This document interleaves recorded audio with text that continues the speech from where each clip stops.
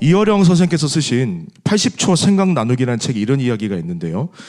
고요한 가을날 까치 한 마리가 뜰로 날아 들어왔어요. 치맥기가 있는 아버지가 아들에게 이렇게 묻습니다. 얘야, 저 새가 뭐지? 아들이 대답을 합니다. 까치입니다.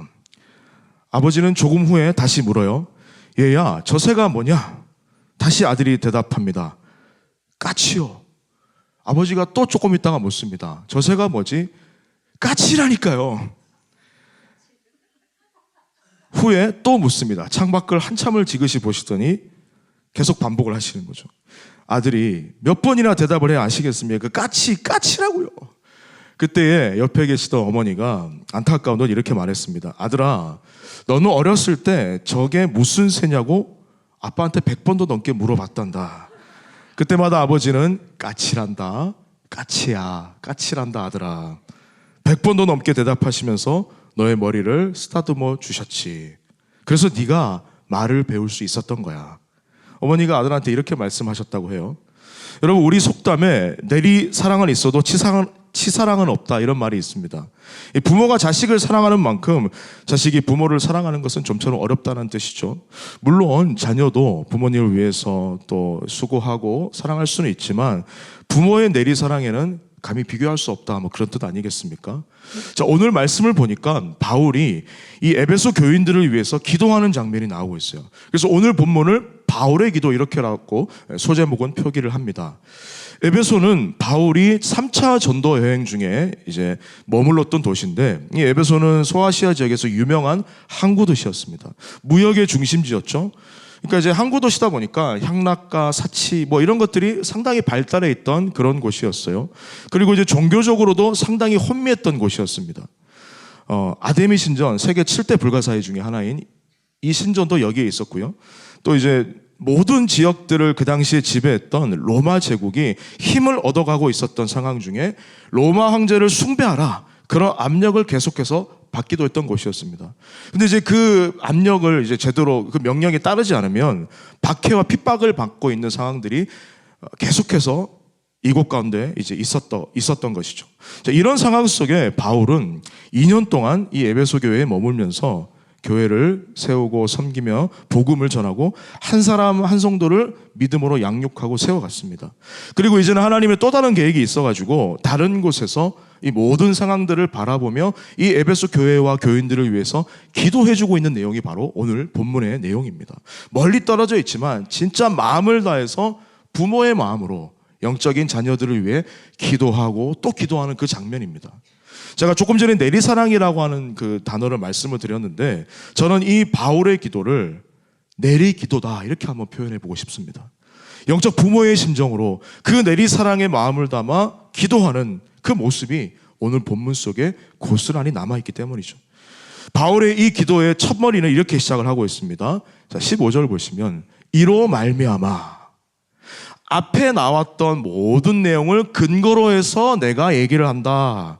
그래서 지금부터 그 근거의 내용으로 기도하겠다, 그 뜻인데요.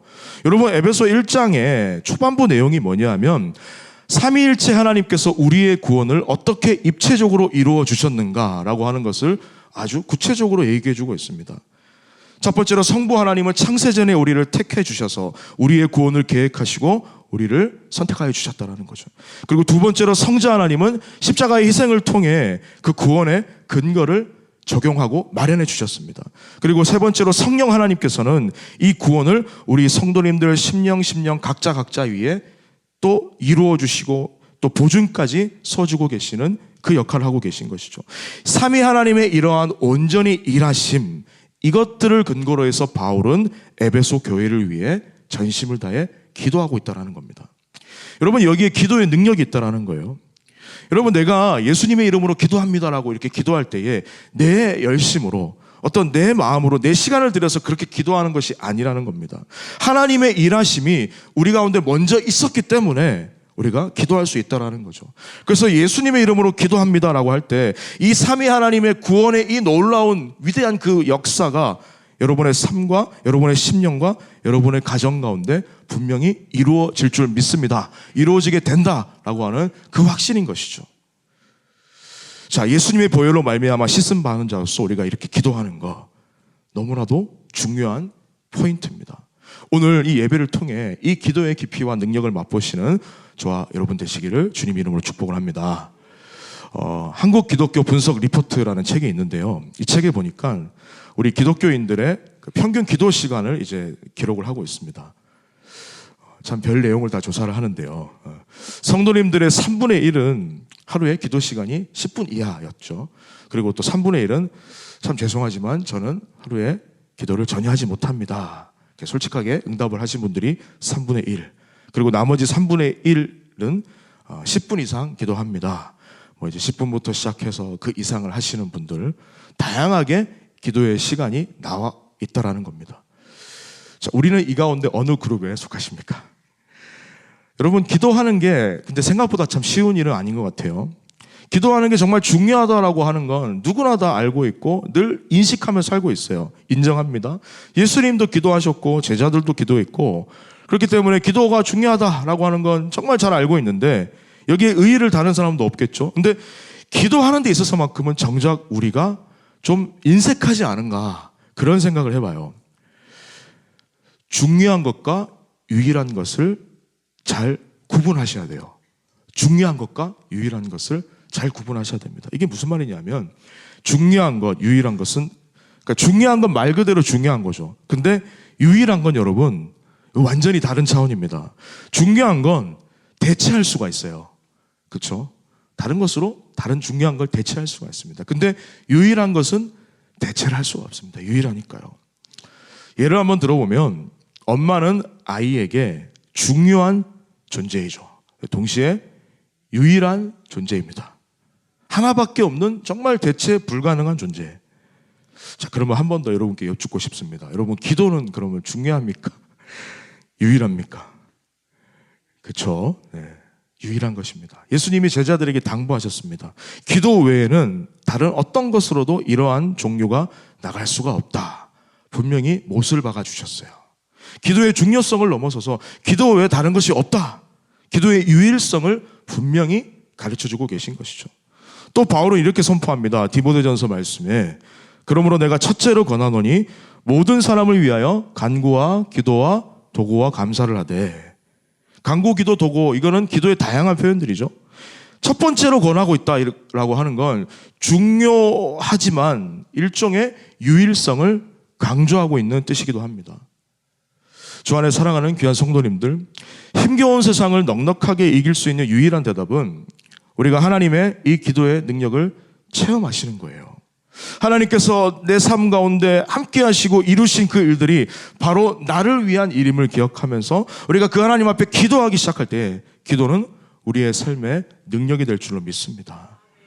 그런 기도는 우리의 삶을 존귀하게 만들어 주십니다. 그런 기도는 이 교회를 순결한 그리스도의 신부로 살게 하여 주실 줄을 믿습니다. 이 기도의 능력을 맛보며 살기를 주님 이름으로 축복을 합니다. 자, 그래서 오늘 저는 이 바울의 기도를 살펴보며 존귀한 삶을 만들어 주시는, 존귀한 삶을 위한 그 기도의 제목을 두 가지로 우리가 함께 나누고 기도하고자 하는데요. 자, 첫 번째, 존귀한 삶을 위한 기도 제목, 하나님을 깊이 알며 살게 하소서. 한번 같이 읽겠습니다. 시작. 여러분, 이렇게 앞으로 선포하시며 기도하십시오. 자, 17절 말씀 보십시오. 17절. 우리 주 예수 그리스도의 하나님, 영광의 아버지께서 지혜와 계시의 영을 너희에게 주사 하나님을 알게 하시고. 바울이 에베소 교인들을 위해서 첫 번째로 하는 첫 번째, 그러니까 기도의 제목이 뭐냐면 하나님을 알게 해주세요. 하나님 사랑하고 복된 나의 귀한 성도들이 하나님을 알며 살게 해주십시오. 이렇게 기도하고 있다는 거예요. 그러면 하나님을 알며 산다는 것은 무엇일까? 17절 뒷부분 한번 보시면요, 지혜와 계시의 영을 너희에게 주사. 하나님을 알게 하시고, 지혜와 계시의 영이 필요하다라는 겁니다. 이거는 이제 성령 하나님을 뜻하는데요, 이 성령님을 수식하는 것이 두 가지가 있는데 바로 지혜와 계시, 그 영이 성령님이라는 것이죠. 그 중에 이제 먼저 계시는 하나님이 당신 자신을 우리에게 알려주시는 것을 말해요. 여러분, 우리는 스스로 하나님을 알 수가 없죠. 하나님이 알려주시는 것만큼, 하나님이 보여주시는 것만큼 우리는 하나님을 알 수가 있습니다. 그래서 하나님을 알기 위해서는 계시가 필요하죠. 바로 그 계시는 성경이에요. 성경. 성경이 가장 핵심적인 계시입니다. 자, 두 번째 지혜는 무엇일까? 이건 좀 실천적인 영역인데 하나님이 보여주시는 계시를 우리가 듣고 이해하고 나서 그대로 그냥 묻어두는 게 아니라 그 계시 말씀대로 순종하는 거, 그렇게 실천하는 거, 그때 누릴 수 있는 하나님을 아는 거, 이게 바로 지혜라는 겁니다. 하나님이 이렇게 역사하시고 내 삶을 붙들어주고 계시는구나. 그 실제적인 그것을 가능하게 하는 것이 바로 지혜라는 것이죠. 자, 예를 한번 들어보겠습니다. 출애굽기를 보시면 브살렐과 오홀리압이라고 하는 두 사람이 나오는데요. 이 사람은 여러분들이 다 아시는 것처럼 성막을 만드는 기술자들이었어요. 하나님께서 모세한테 성막을 이렇게 지어라라고 알려주십니다. 그러면 모세가 그 이제 말씀을 듣고 이 두 사람에게 그대로 얘기를 해줍니다. 그러면 이 두 사람은 자기들이 가진 그 은사와 재능을 가지고 이 성막을 똑같이 실제적으로 말씀대로 만들어내는 것이죠. 성경은 이런 사람들을 지혜와 총명을 가진 자다, 이렇게 표현하고 있다는 거예요. 정리를 해보겠습니다. 우리가 하나님을 안다고 할 때 이 지혜와 계시 두 가지 영역이 다 필요합니다. 말씀을 읽고 성경을 읽으면서 하나님의 뜻이 뭔가 이해를 해야 됩니다. 그리고 이해해서 머물고 끝나는 것이 아니라 실제 순종하고 살아내고 애쓰고 누리는 데까지 나아가야 한다는 것이죠. 이 두 가지가 합쳐질 때 우리는 비로소 하나님을 안다, 이렇게 말씀할 수가 있어요. 구약에 보면 야베스라고 하는 사람이 나오죠. 이 야베스의 삶에 대해서 별로 알려진 것은 없습니다만 야베스 하면 딱 야베스의 기도, 여러분 다 알고 계시는 짧은 기도문이 전해지고 있습니다. 자, 한번 같이 한번 보시죠. 같이 읽어볼까요? 시작. 야베스가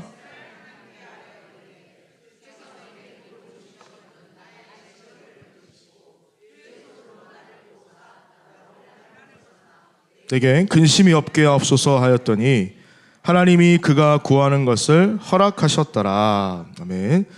이 야베스에 대해서 유일하게 남겨진 부분이 바로 이 기도문인데요. 야베스라고 하는 이름의 뜻이 고통입니다. 이름 속에 모든 것이 담겨져 있습니다. 야베스의 인생이 어떠했는가, 또 야베스라는 아들을 낳고 길렀던 이 그 가족의 스토리가 이 이름 하나에 다 담겨져 있는 거 아니겠습니까? 얼마나 힘이 들고 고통스러웠으면 아들의 이름을 고통 이렇게 짓겠습니까? 그만큼 혹독한 인생을 살았을 거라고 생각이 들죠. 근데 이 야베스의 삶을 바꾼 것이 있어요. 바로 그의 기도였어요.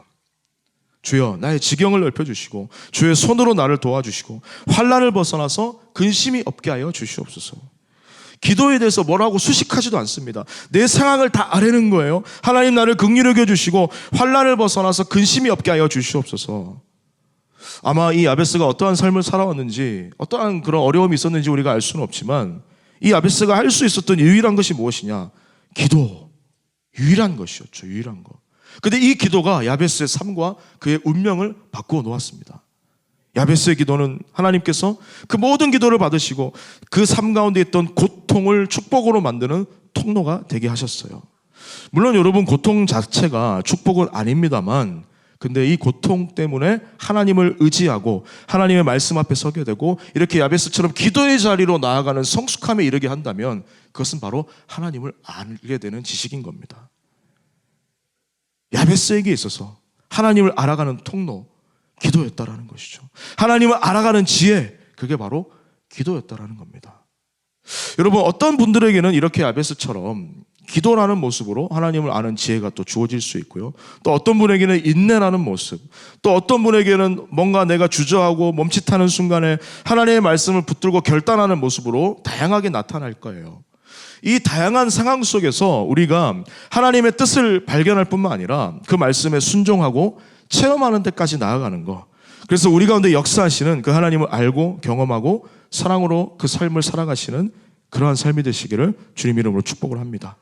우리가 하나님을 아시되 머리로만 아는 것이 아니라 순종함을 통해서 점점 더 깊이 하나님을 알아가는 그러한 하나님의 백성이 되시기를 다시 한 번 더 축복합니다. 자, 존귀한 삶을 위한 두 번째 기도 제목은 하나님의 꿈이 나의 비전되어 살게 하소서입니다. 우리 같이 한번 읽겠습니다. 시작. 나의 비전되어 살게 하소서. 두 번째 기도 제목 외우시고 기도하시기를 축복합니다. 자, 18절 말씀 한번 보십니다. 너희 마음의 눈을 밝히사 그의 부르심의 소망이 무엇이며 성도 안에서 그 기업의 영광의 풍성함이 무엇이며. 여기 보니까요, 바울은 하나님을 알게 되면 우리의 마음의 눈이 밝아질 것이다 이렇게 표현을 해요. 그래서 우리 가운데 부르신 그 부르심의 소망이 무엇인가, 또 하나님께서 주시는 기업의 영광의 풍성함이 무엇인가, 이거를 알고 발견하게 된다, 그렇게 기도하고 있습니다. 그러니까 하나님을 중심으로 인해서 우리의 삶의 가치관이 바뀌고 또 우리의 삶의 우선순위에 지각 변동이 일어나게 된다라고 하는 것을 알려주고 있다는 겁니다. 자, 이 말씀을 메시지 성경으로 다시 한 번 더 읽어보면 이렇게 해석을 해요. 같이 읽겠습니다. 시작. 여러분의 눈을 맑고 또렷하게 해주시기를 구합니다. 안경을 쓰는 저는 이 말씀이 어떤 건지 정말 충분히 이해할 수 있을 것 같아요.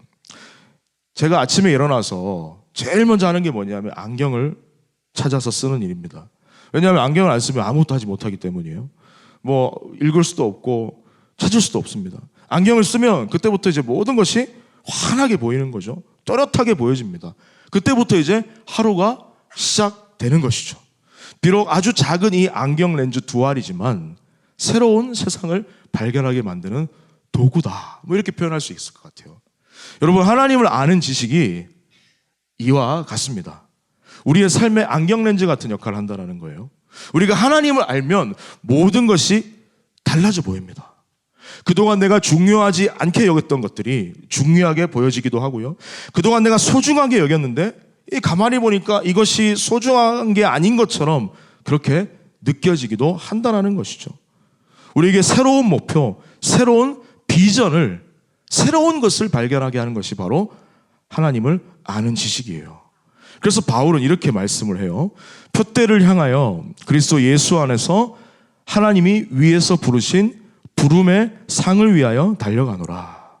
바울이 여기서 자기의 삶을 표대를 향해 달려가는 그 삶으로 표현하고 있습니다.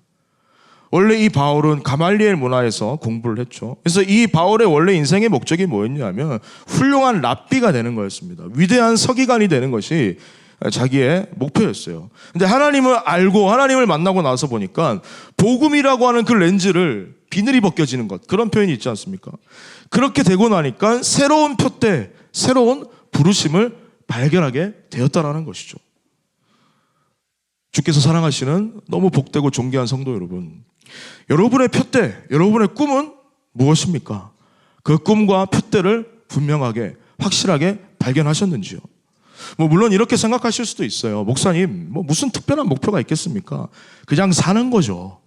그냥 이제 평탄하게, 무난하게 주님 오실 때까지 사는 거죠. 그러나 여러분, 우리는 세월을 아껴야 돼요. 왜냐하면 우리의 인생이 짧고 시간은 별로 없고 세상은 악하기 때문입니다. 그래서 한 번을 살더라도 제대로 살아야 돼요. 한 번을 살아도 하나님이 허락하신 이 인생 가운데 주님의 은혜를 붙들고 주님이 허락하신 목적을 붙들고 사는 그러한 저와 여러분 되시기를 주님의 이름으로 축복을 합니다. 그 그리스 신화를 보면 카이로스라는 신이 나오는데 기회의 신이에요. 근데 이 카이로스의 모습이 되게 희한하게 생겼습니다. 앞에는 앞머리는 정말 머리숱이 무성합니다. 그 뒤에는 머리가 하나도 없어요. 근데 여러분, 앞머리가 무성하다는 것은 뭐냐면 기회를 앞에서 보면 잡을 수 있다는 거죠. 근데 이 기회가 지나고 나면 잡을래야 잡을 수 없다는 겁니다. 저는 이런 의미에서 우리가 진짜 한 번 사는 이 인생, 하나님의 꿈을 나의 비전으로 삼고 하나님의 능력을 나의 능력으로 삼고 그렇게 한 번뿐인 이 인생, 가치 있는 삶을 살아내기 애쓰시기를 다시 한 번 더 간절히 소망하며 기도합니다. 가끔씩 그럴 때가 있죠.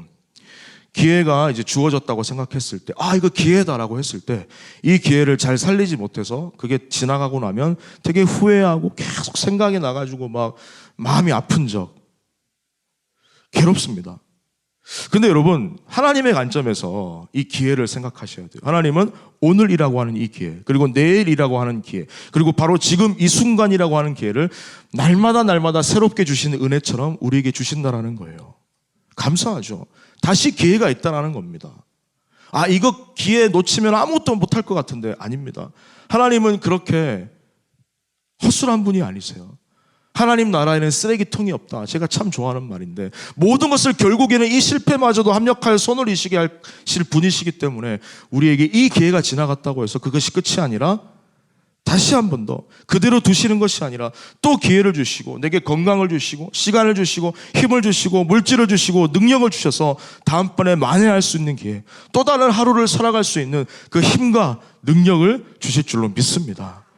우리의 삶 위에 주신 그 기회를 절대 놓치지 말고 잡으시길 바라요. 원하고 바라고 기도합니다 라는 찬양이 있죠. 가사가 이렇습니다. 이 세상을 살아가는 동안에 나의 힘을 의지할 수 없으니 기도하고 낙심하지 말 것은 주께서 참 소망이 되심이라. 하나님의 꿈이 나의 비전 되고, 예수님의 성품이 나의 인격이 되고, 성령님의 권능이 나의 능력 되기를 원하고 바라고 기도합니다. 여러분, 이 노래의 제목 다 아시는 것처럼 원하고 바라고 기도합니다라요. 근데 시편 62편 1절 말씀에 나의 영혼이 잠잠히 하나님만 바라며 이렇게 말씀이 나옵니다. 근데 이 하나님만 바라며 할 때 이 바람이다가 뭐냐 하면 웨이트입니다. 영어 단어로. 기다린다라는 거죠. 원하고 바라고, 그리고 원하고 기다리며 기도합니다. 정확한 뜻입니다.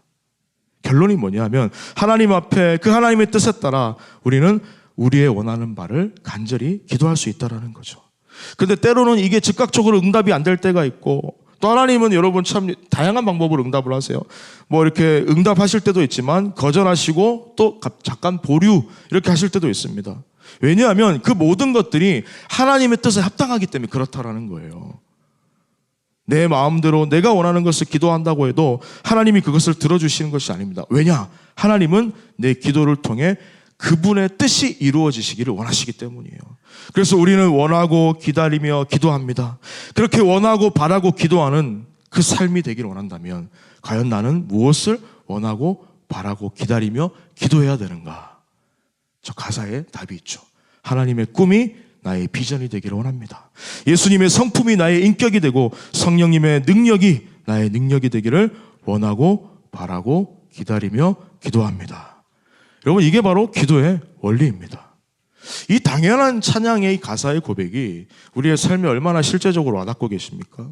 너무 당연하고 익숙한 이 진리가 우리의 삶 가운데 얼마나 피부로 와닿고 계세요? 여러분, 이런 인생이 존귀한 인생이에요.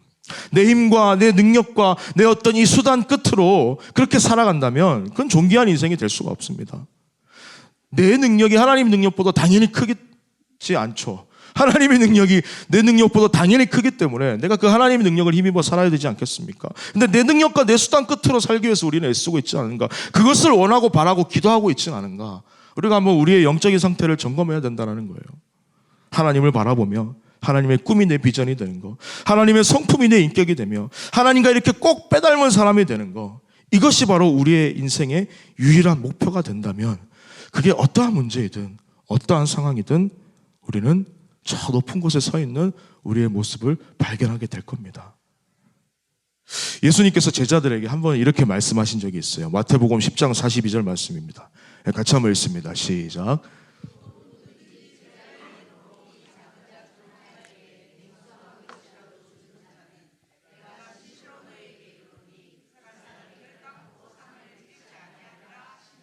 아멘. 지금 예수님의 제자들이 사실 마음속으로 이제 서로 싸우고 있는 겁니다. 예수님께서 이 땅 가운데 하나님의 나라를 세우시게 된다면 내가 한 자리 하나 해야 되겠다. 나는 어떤 더 인정받는 사람이 돼서 내가 어떻게 하면 쟤보다 더 높은 곳에 있게 될까? 이게 제자들의 꿈이었다라는 거예요. 근데 예수님은 이들의 마음과는 전혀 다른 꿈을 얘기하고 계십니다. 너희 가운데 있는 자에게 저기 냉수 한 그릇이라도 떠주는 그 사람이 내 나라에서는 가장 큰 자다. 상을 잃지 않을 것이다. 전혀 내 생각과 그런 어떤 내 계획과 차원이 다른, 질적으로 다른 말씀을, 완전히 이질적인 말씀하고 계시죠. 다른 꿈을 보여주고 계세요. 사랑하는 성도님들, 여러분의 꿈은 무엇입니까? 하나님의 꿈이 저와 여러분의 비전 되시기를 다시 한 번 더 축복합니다. 혹시 우리의 꿈이 하나님의 비전과 다르지는 않은가? 일치하는 은혜가 있기를 원합니다. 그렇게 일치할 때 우리는 존귀한 삶을 살 수 있게 되는 것이죠. 말씀을 마무리하면서 한번 간단한 이야기를 하나 드리고 말씀을 마무리할까 해요. 다람쥐가 있죠. 귀여운 다람쥐가 있는데 이 다람쥐의 특징이 있습니다. 추운 겨울을 대비해서 하루에 이제 도토리를 이 다람쥐가 그 작은 몸으로 200개 정도를 혼자 모은다고 합니다. 땅속에 저장을 하는 거죠. 추운 겨울에 이제 식량으로 쓰기 위해서 저장을 합니다. 얼마나 바쁘게 움직이겠어요. 그 작은 몸으로 200개를 막 이렇게 모으려고 한다면. 근데 이 다람쥐의 특성상 한 곳에만 도토리를 넣어두지는 않는데요. 여러 곳에 나누어서 저장을 한다고 합니다. 근데 또 중요한 건 이 다람쥐가 기억력이 좋지가 않아요. 이 도토리를 다 묻어놓고 나면 그 중에 상당수를 다시는 찾지 못한다고 해요. 근데 그 퍼센트가 되게 놀랍습니다. 묻어놓은 도토리의 95%는 못 찾는다고 합니다. 다람쥐 입장에서는 우리가 보기에 황당하지만 다람쥐 입장에서는 얼마나 더 황당하겠습니까? 200개를 묻어놨는데 95%면 여러분 몇 개예요? 하여튼 뭐 대다수는 어디에 묻어놨는지 기억도 안 나는 것이죠. 조금밖에 못 찾는다는 거죠.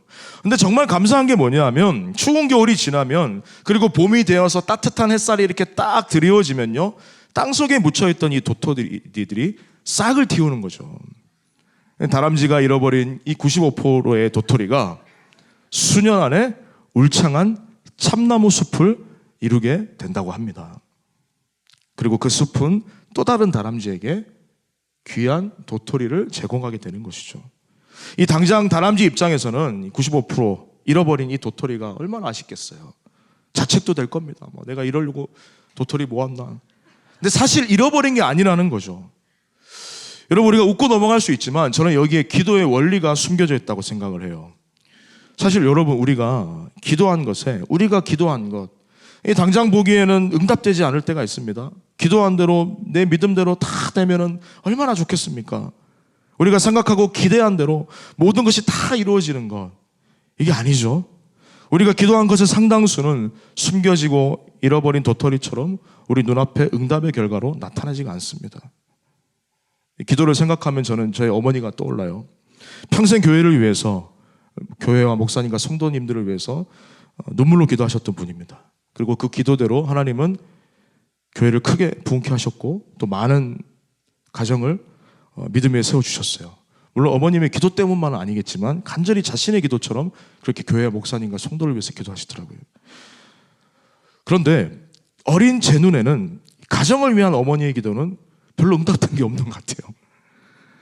그렇게 보였습니다. 아버지의 사업은 어려워졌고요, 또 삶은 되게 버거웠습니다. 근데 저는 어머니의 기도가 마치 그 잃어버린 도토리처럼 땅에 묻혀져 버리고 만 것 같았어요.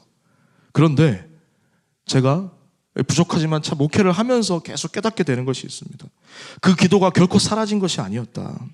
어머니가 그 교회 지하 기도실에서 저를 무릎에 이제 그 참 어린 아이를 앉혀놓고 눕혀놓고 눈물로 드리던 그 기도, 제가 그냥 자고 있으면 갑자기 누가 내 발을 밑에서 만지면서 이 발가락을 붙잡고 하는 그 기도 아직도 기억이 납니다. 학교를 갈 때 초등학교부터 고등학교 졸업할 때까지 한 번도 놓지 않고 머리에 손을 얹고 했던 그 기도, 그 기도가 지금도 제 안에 살아 움직이고 역사하고 있다는 것을 목회를 하면 할수록, 어려움이 닥치고 힘들고 눈물이 나면 날수록 그것이 내 안에 살아있구나라고 하는 걸 느끼게 된다는 거예요. 외롭고 지치고 포기하고 싶을 때마다 그 기도의 울림이 제 마음을 다시 일으켜 세웁니다. 그래도 사명 붙들고 가야지, 하나님 한 번 바라보고 가야지, 그래도 다시 일어나야지. 여러분, 어머니의 기도는 땅에 결코 하나도 떨어지지 않았다는 거예요. 하나님은 그 기도를 오늘 그리고 앞으로 제 삶과 저의 목회 가운데 분명히 열매 맺게 하실 것이고, 분명히 앞으로도 이 교회와 성도를 살리는 능력으로 분명히 사용하실 것을 믿고 확신합니다. 지금은 보이지 않아도 하나님께 그 눈물로 드린 기도는 결코 사라지지 않기 때문이에요. 하나님은 가장 선한 때에 가장 아름다운 열매로 반드시 응답하십니다. 저는 오늘도 그 어머니의 기도로 이 자리를 버텨내고 이겨내고 살아내고 있습니다. 사랑하는 성도님들, 어느 곳에 있든지 여러분 기도의 씨앗을 심으시기를 주님의 이름으로 축복합니다. 그 기도의 95%가 잃어버린 것 같은 때에도 여러분 하나님을 기대하시면서 결국 그 잃어버린 95%를 잃지 않으시고 웅창한 숲으로 만드셔서 하나님의 나라를 이루어가실 그 기도를 기억하십시오.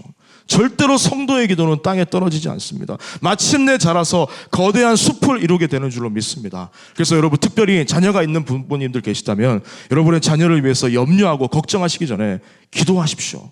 또 교회를 위해서 고민하고 내가 무엇을 하겠다고 마음 먹기 전에 여러분의 마음에 기도를 심으시고 기도의 자리로 나오시기를 바랍니다. 염려와 걱정과 고통과 불안을 이기는 것이 기도의 능력입니다.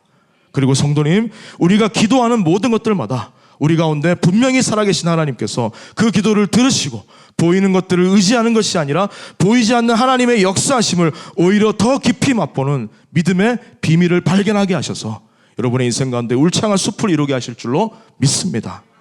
오늘 그 기도의 능력으로 제가 함께 선포했던 두 가지의 기도의 제목이 여러분의 삶 가운데 능력으로 역사하심으로 그렇게 열매 맺으시기를 주님의 이름으로 축복을 합니다.